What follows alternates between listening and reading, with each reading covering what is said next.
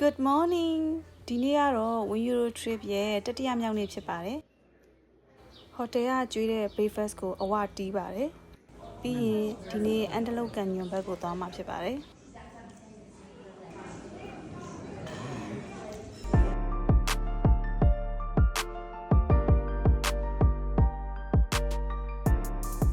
အခုမနက် 8:45 မိနစ်ပါ Lower Antelope Canyon ကိုသွားမှာဖြစ်ပါတယ်အဲ့ဒီတဲ့ကိုတိုးကိုက်နဲ့ပဲသွားရပါတယ်တိုးကိုက်တွေကလည်းတော်တော်များများသဘောကောင်းတယ်အကုန်လုံးကလည်း native တွေပဲ group တစ်ခုကို10ယောက်လောက်ရှိတယ်ကိုသွားခြင်းတဲ့အချိန်ကိုတော့ကြိုပြီးတော့လက်မှတ်ဝယ်ထားရတယ်ပြီးရင်45မိနစ်လောက်ထင်တယ်စောပြီးရောက်နေရတယ်ဒီနေရာကတော့ Lower Antelope Canyon ကိုစပြီးဝင်ရတော့မယ့်နေရာပါဟိုးအောက်ထဲထိကိုလေကားနဲ့ဆင်းသွားရတယ်တချို့နေရာတွေဆိုလို့ရှိရင်နောက်ပြန်လှည့်ပြီးဆင်းရတယ်အထဲမှာတော့ဗီဒီယိုရိုက်လို့မရပါဘူးဓာတ်ပုံပဲရိုက်ခွင့်ပေးထားပါတယ်အပေါ်ကနေပြီးတော့နေထိုးတဲ့အပေါ်မူတည်ပြီးတော့ဒီအထဲမှာအလင်းအမှောင်တွေကွာသွားပါတယ်ဓာတ်ပုံတွေကဘာ filter မှထည့်စရာမလိုဘူးတဘာဝအတိုင်းကိုဒီအလင်းအမှောင်တွေကအရန်လှနေတာမိုးအုံတဲ့နေ့တွေဆိုရင်တော့တိတ်မလှလောက်ဘူးဒီတဲကြောက်တွေရဲ့အယောင်တွေလည်းဖြော့နေမှာပေါ့နော်အဲ့ဒါကြောင့်မလို့ဒီအထဲကိုနေထိုးမဲ့အချိန်ပေါ့နေရှိတဲ့အချိန်တွေကိုပဲသွားကြပါတယ်တနားရီလောက်ကြာပြီးတော့ဒီ Lower Antelope Canyon တွေကနေပြီးတော့ပြန်ထွက်လာပါပြီဒီထွက်ပေါက်လေးကတော့တော်တော်ကျဉ်းတယ်ခေါင်းလေးငုံပြီးတော့ထွက်ရတယ်ဝင်းရောနှစ်ခါလောက်ခေါင်းတိုက်ခဲ့တယ်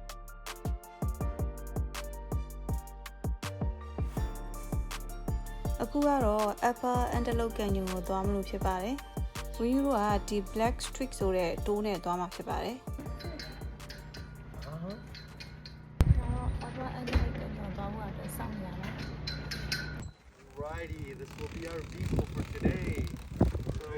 အရင်ဆုံးဒီကားနဲ့သွားရမှာပါ။15မိနစ်လောက်စီးရပါတယ်။ပြီးမှဒီ Upper Antelope Canyon ရဲ့ဝင်ပေါက်ကိုရောက်မှာပါ။လေတွေလည်းအရန်တိုက်တယ်သဲတွေလည်းပါတယ်အုတ်ထုံးနဲ့မျက်မှန်တော့မပါမဖြစ်ယူသွားရပါမယ်တချို့တိုးတွေကတော့ဒီလိုဘေးရလို့လေမှန်လုံးပိတ်ကားနဲ့ခေါ်တာလည်းရှိပါတယ်ရောက်ပါပြီဒါကတော့ Upper Antelope Canyon ရဲ့ဝင်ပေါက်ဖြစ်ပါတယ်ဒီထဲမှာကထူးထူးဆန်းဆန်းပုံသဏ္ဍာန်လေးရှိတယ်ဒါဆိုရင်လေမိန်းကလေးငယ်ငယ်တယောက်ဘီဆောင်ရက်နေတဲ့ပုံလေးပေါ့ဒါတော့အရန်သိတာရယ်နော်ဝက်ဝင်ကြီးအမတက်ရက်ပြီးအပေါ်မှော့နေတဲ့ပုံလေးပေါ့တဲလေးတွေပေးကြမယ်ဒါလေးကတော့ heart shape လေးပါဒါကအပေါ်ကနေပြီးတော့ကန့်လန့်ပြက်အလင်းနှန်းတွေကျနေတဲ့ပုံဝင်းယူခေါင်းပေးမှာအပေါ်ကမြောက်မျက်နှာအောက်ကလူမျက်နှာဒါလေးကတော့ angel wings လေးပါဒါကတော့ပြကြရမယ်နော် dragon eye တပုံလှလှလေးလည်းဒီထိုးကိုက်ကရိုက်ပြီးရယ်သူတို့ကအမြဲလာနေကြဆိုတော့လေဘလူနေရာမျိုးမှာရိုက်ရင်ပိုလှတယ်ဆိုတာကိုသူတို့ကအသိဆုံးပဲလीနော်ဒီနေရာလေးကတော့ထွက်ပေါက်ပါ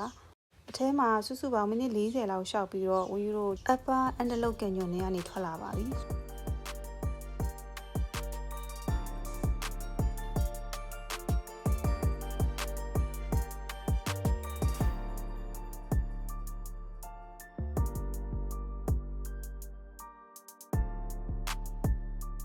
အခုကတော့ Body the Arch ဆိုတဲ့နေရာကိုသွားနေတာဖြစ်ပါတယ်